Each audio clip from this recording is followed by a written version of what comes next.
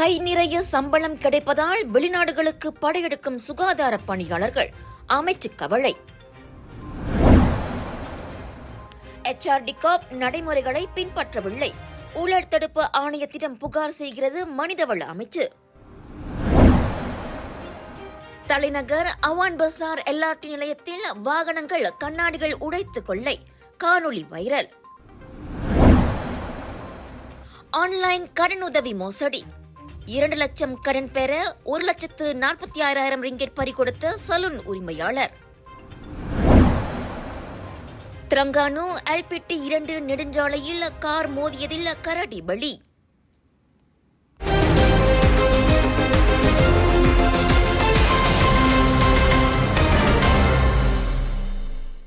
சுகாதார பணியாளர்கள் வெளிநாட்டில் வேலைக்கு செல்வது குறித்து சுகாதார அமைச்சு கவலை தெரிவித்துள்ளது. கடந்த ஆண்டு மட்டும் 2,445 தாதியர்கள் வெளிநாடு செல்ல விண்ணப்பித்ததாக அமைச்சர் டத்தோஸ்ரீ டாக்டர் ஜுல்கிஃப்லி அமார் கூறியிருக்கின்றார். அவர்களில் 36 பேர் அரசு துறை பணியாளர்கள் ஆவர். இந்த பிரச்சினை தனியார் துறையிலும் இருப்பதாக அமைச்சர் குறிப்பிட்டார். நாட்டிலுள்ள மருத்துவமனைகளில் தாதியர்களுக்கு நிலவும் பற்றாக்குறை 2030 ஆண்டு வாக்கில் 60 விழுக்காட்டை எட்டக்கூடும் என டாக்டர் ஜுல்கிஃப்லி ஏற்கனவே கூறியிருந்தார். அரசாங்கம் மற்றும் தனியார் துறைக்கிடையில் அணுக்கமான ஒத்துழைப்பு மேற்கொள்வதன் மூலம் நாட்டின் தாதியர் சேவைக்கான தேவையை அதிகரிக்க முடியும் என அவர் நம்பிக்கை தெரிவித்தார். தாதிமை துறையில் இருக்கும் 6,787 காலி இடங்களை நிரப்பும் பணிகளும் மும்முரமாக மேற்கொள்ளப்பட்டு வருகின்றன.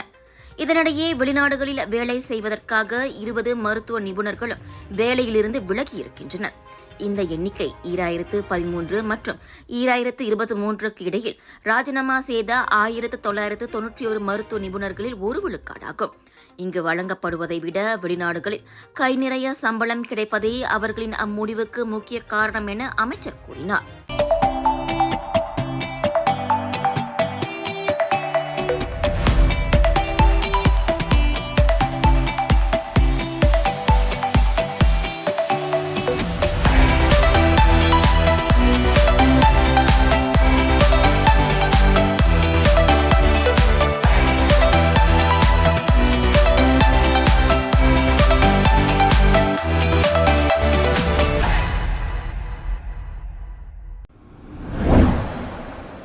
தேசிய கணக்காய்வு அறிக்கையில் நடைமுறைகளை பின்பற்றவில்லை என HRDCOP நிறுவனத்திற்கு எதிராக முன்வைக்கப்பட்டுள்ள குற்றச்சாட்டு தொடர்பில் கசுமா மனிதவள அமைச்சு மலேசிய ஊழல் தடுப்பு ஆணையத்திடம் புகார் செய்யும்.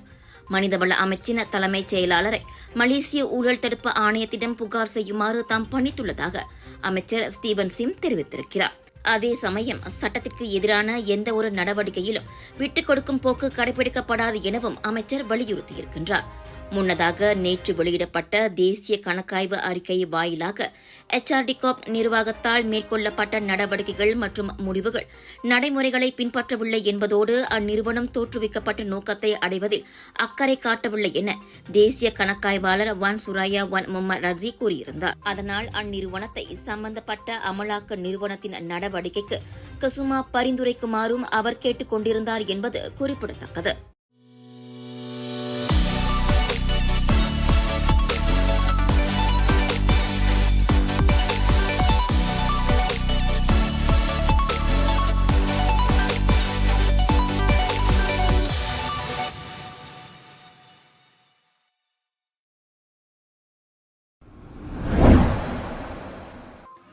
வாகனங்களின் கண்ணாடிகள் உடைக்கப்பட்டு கொள்ளையிடப்பட்ட சம்பவம் தொடர்பான காணொளி ஒன்று வைரலாகியுள்ளது.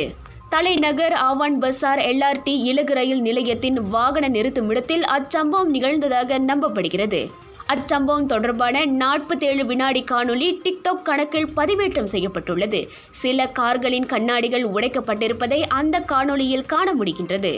ஜூலை 4 ஆவான் பசார் LRT நிலையத்தில் அச்சம்பவம் நிகழ்ந்தது. பாதுகாவலர் இல்லாத இலவச கார் நிறுத்துமிடம், வாகன ஓட்டிகள் கவனமாக இருங்கள் என அந்த காணொளியின் கீழ் பதிவிடப்பட்டுள்ளது. எனினும் கொள்ளையிடப்பட்ட வாகனங்கள் பிரசாரணா நிறுவனம் ஒதுக்கி தந்திருக்கும் பாதுகாப்பான இடத்தில் நிறுத்தப்படவில்லை. மாறாக சட்டவிரோதமாக சாலையோரத்தில் நிறுத்தி வைக்கப்பட்டிருந்தன. அதுவே அக்குற்ற செயல்கள் நிகழ வழிவகுத்துள்ளதாக கூறப்படுகிறது. இந்நிலையில் அச்சம்பவம் தொடர்பில் கலவையான கருத்துகள் குவிந்து வருகின்றன. சிலர் சட்டவிரோதமாக சாலையோரத்தில் கார்களை நிறுத்திய ஓட்டுநர்களை சாடியுள்ள வேளை சிலர் அவர்களுக்கு அனுதாபம் தெரிவித்துள்ளதோடு முறையான வாகன நிறுத்தும் இடத்தில் தங்களுக்கு நிகழ்ந்த அதுபோன்ற அனுபவங்களையும் பகிர்ந்துள்ளனர். VSAT Solutions வழங்கும் Share the Love சித்ஸ்ரீராம் படைக்கும் பிரம்மாண்ட இசை நிகழ்ச்சி ஜூலை 13ஆம் தேதி இரவு 7 மணிக்கு சிங்கப்பூர் எக்ஸ்போ ஹால் 7 நுழைவுச்சீட்டுகளை இப்போதே சிஸ்டிங்கில் பெற்றுக் கொள்ளுங்கள். ஆதரவாளர்கள் ராயல் செக்யூரிட்டி மற்றும் நான்ஸ்கின். பேராக் தைப்பிங்கில் செயல்பட்டு வரும் பிஸ்கட் தயாரிப்பு தொழிற்சாலை ஒன்றில் நேற்று மாநில உள்நாட்டு வாணிப வாழ்க்கை செலவின அமைச்சின் அதிகாரிகள் அதிரடி சோதனையை நடத்தினர். சந்தை வர்த்தகம் மற்றும் விற்பனை நோக்கத்திற்காக ஹலால் சான்றிதழை தவறாக பயன்படுத்திய சந்தேகத்தின் பேரில் சம்பந்தப்பட்ட தொழிற்சாலையில் சோதனை மேற்கொள்ளப்பட்டது. அந்த தொழிற்சாலையில் தயாரிக்கப்படும் பிஸ்கட் பொட்டலங்களில் சட்டவிரோத ஹலால் முத்திரை அச்சிடப்பட்டிருந்தது அந்த சோதனை வாயிலாக தெரியவந்ததாக மாநில உள்நாட்டு வாணிப வாழ்க்கை செலவின அமைச்சின் இயக்குனர் டத்தோ கமாலுடின் இஸ்மாயில் ஒரு அறிக்கையின் வாயிலாக தெரிவித்தார். அதோடு அந்த பொட்டலங்கள் தீபகற்ப மலேசியாவிலும் சபாவிலும் விநியோகிக்கப்படவிருந்ததும் தெரிய வந்துள்ளதாக அவர் சொன்னார். அந்த தொழிற்சாலையின் ஹலால் சான்றிதழ் காலாவதியாகிவிட்டதோடு அது மீண்டும் புதுப்பிக்கப்படவில்லை என்பதும் கண்டறியப்பட்டுள்ளது. அதனால் அந்த தொழிற்சாலையிலிருந்து 2422 ரிங்கிட் 80 சென்ட் பெருமானமுள்ள 940 பிஸ்கட் பொட்டலங்களும் 1800 முத்திரை வில்லைகளும் பறிமுதல் செய்யப்பட்டன. ஹலால் முத்திரையை தவறாக பயன்படுத்திய குற்றத்திற்காக தொழிற்சாலை உரிமையாளருக்கு எதிராக வழக்கு பதிவு செய்யப்பட்டுள்ளது. Just watch me. Charge!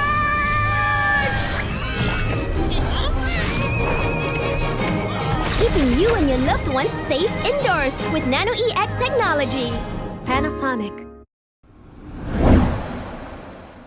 பெண் பயணி ஒருவரை தாக்கி அவரை காரிலிருந்து பிடித்து இழுத்து வெளியே தள்ளிவிட்டு சென்ற இ-ஹெயிலிங் ஓட்டுநர் கைது செய்யப்பட்டு நீதிமன்றத்தில் குற்றம் சாட்டப்பட்டு விட்டதாக பிரிக்ஃபீல்ட்ஸ் போலீஸ் தலைவர் ஏசிபி கு மஷாரிமான் கு மஹ்மூத் தெரிவித்தார்.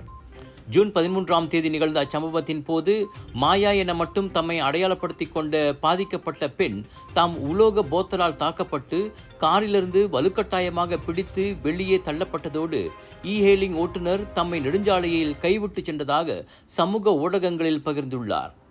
அச்சம்பவம் நிகழ்ந்த அதே நாளில் பாதிக்கப்பட்ட பெண் செய்த புகாரை அடுத்து 28 வயதான சந்தேக நபர் கைது செய்யப்பட்டதை மாஷாரிமான் உறுதிப்படுத்தினார். ஜூன் 19ஆம் தேதி அவனுக்கு எதிராக உயர்நீதிமன்றத்தில் குற்றம் சாட்டப்பட்ட வேளை 2000 ரிங்கிட் அபராதமும் விதிக்கப்பட்டது. அதனால் அச்சம்பவம் தொடர்பான காணொலியை மீண்டும் பகிர்ந்து வைரலாக்க வேண்டாம் என மாஷாரிமான் பொதுமக்களை கேட்டுக்கொண்டுள்ளார். முன்னதாக டோல் கட்டணம் இல்லாத வழியை பயன்படுத்துமாறு கூறியதால் மெக்ஸ் நெடுஞ்சாலையில் பெண் ஒருவர் இ-ஹெயிலிங் ஓட்டுநரால் தாக்கப்பட்டு காரிலிருந்து இழுத்து வெளியே தள்ளப்பட்டு கைவிடப்பட்டு சென்றது குறிப்பிடத்தக்கது.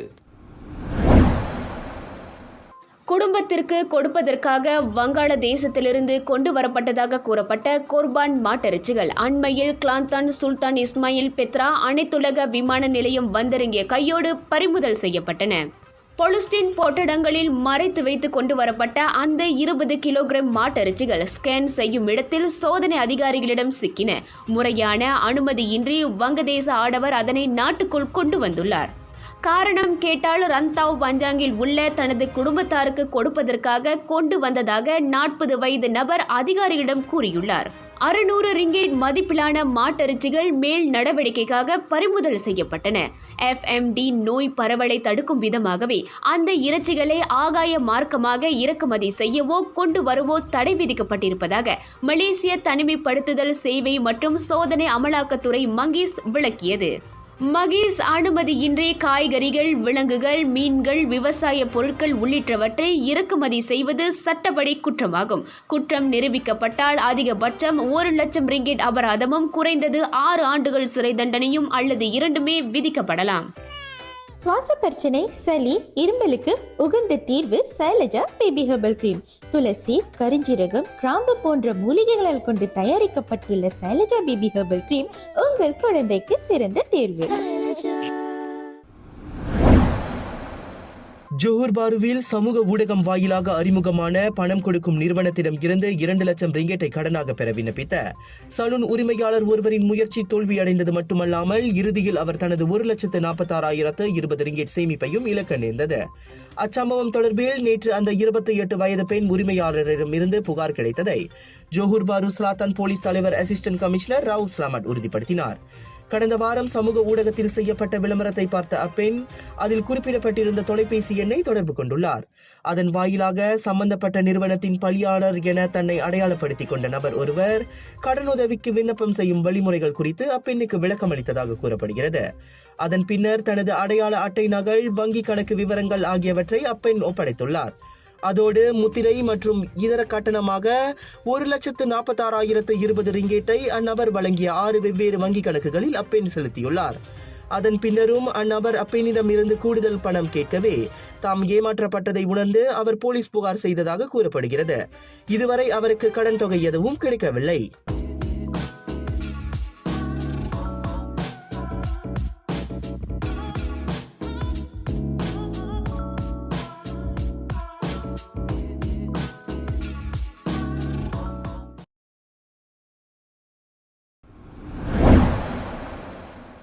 திரங்கானு கமாமான் LPT 2 நெடுஞ்சாலையில் கார் மோதியதில் ஆண் கரடி ஒன்று உயிரிழந்தது. நேற்றிரவு மணி 8:30 வாக்கில் கிஜால் நெடுஞ்சாலை ஓய்வு பகுதிக்கு அருகே 299வது கிலோமீட்டரில் சுமார் 90 கிலோகிராம் எடையுள்ள அந்த கரடி மடிந்து கிடக்க காணப்பட்டது. அருகில் இருக்கும் காட்டுப்பகுதியில் இருந்து வெளியேறி நெடுஞ்சாலையை கடக்க முயன்ற போது அக்கரடி போதப்பட்டிருக்கலாம் என நம்பப்படுகிறது. எனினும் அச்சம்பவத்தில் மனிதர்களை உட்படுத்திய உயிருடர் சேதம் எதுவும் பதிவாகவில்லை.